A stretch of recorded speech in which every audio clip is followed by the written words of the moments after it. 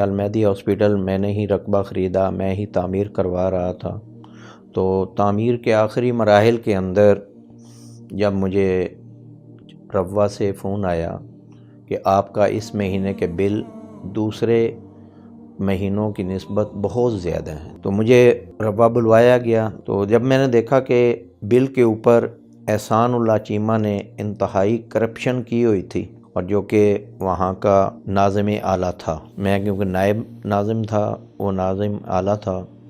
تو مجھے بڑی پریشانی ہوئی کہ ایک ہماری جماعت کا اتنا بڑا عہدیدار اور اپنا آپ کو اتنا بڑا مخلص احمدی کہتا ہے، تو یہ مالی غبن جو ہے میرے لیے ایک انتہائی پریشانی کا اسباب بنا۔ اور اس کے اوپر میں نے مرزا طاہر احمد کو خط لکھا کہ یہ مالی غبن ہیں، تو اس کے اوپر 3 ناظران کے اوپر ایک مشتمل کمیٹی بنی، تو انہوں نے کہا کہ آپ جو ہیں اس بات سے باز آ جائیں۔ میں اس بات سے دل برداشتہ ہوا۔ میرے میٹرک کے استاد ہیں ماسٹر عبدالحق صاحب، تو میں نے ان سے اپنا سارا قصہ گوش گزار کیا، تو انہوں نے مجھے یہ کہا کہ اگر میں آپ کو کہوں کہ آپ مسلمان ہو جاؤ تو آپ کے دل میں یہ آئے گا کہ یہ صرف مجھے قادیانیت سے متنفر کرنے کے لیے کر رہے ہیں، بہتر یہ ہے کہ آپ اپنے اللہ سے مدد مانگو۔ وہ خاص طریقہ تو کیونکہ مجھے آتا نہیں تھا، تو جیسے انسان اپنے دوست سے دل کی بات کرتا ہے، تو میں یہی کہتا تھا کہ اے اللہ میاں، کہ اگر میں قادیانیت کے اندر مر گیا تو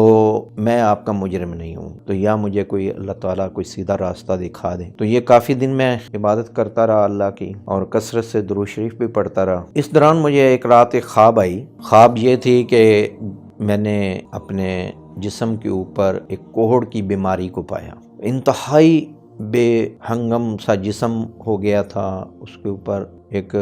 گوشت کے لوتھڑے جیسے لٹکتے ہیں، ایسے محسوس ہو رہا تھا۔ زارو قطار خواب میں رونے لگتا ہوں نا، دور سے ایک روشنی نظر آتی ہے جو کہ آہستہ آہستہ میرے قریب آتی گئی اور پھیلتی گئی، ایک انتہائی خوبصورت نورانی چہرہ جو کہ میں نے آج تک روئے کائنات میں ایسا چہرہ نہیں دیکھا۔ تو وہ میرے پاس آتے ہیں اور پوچھتے ہیں کہ آپ کیوں رو رہے ہو؟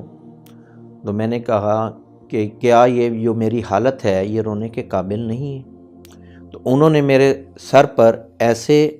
اور ایسے سینے پر ہاتھ رکھا اور میرا جسم گندم کی خشک بالیوں کی طرح ہو گیا اور بالکل صاف شفاف ہو گیا، اور مجھے انہوں نے کہا کہ آج کے بعد فرما بردار بن جاؤ۔ تو میں اسی وقت اٹھا،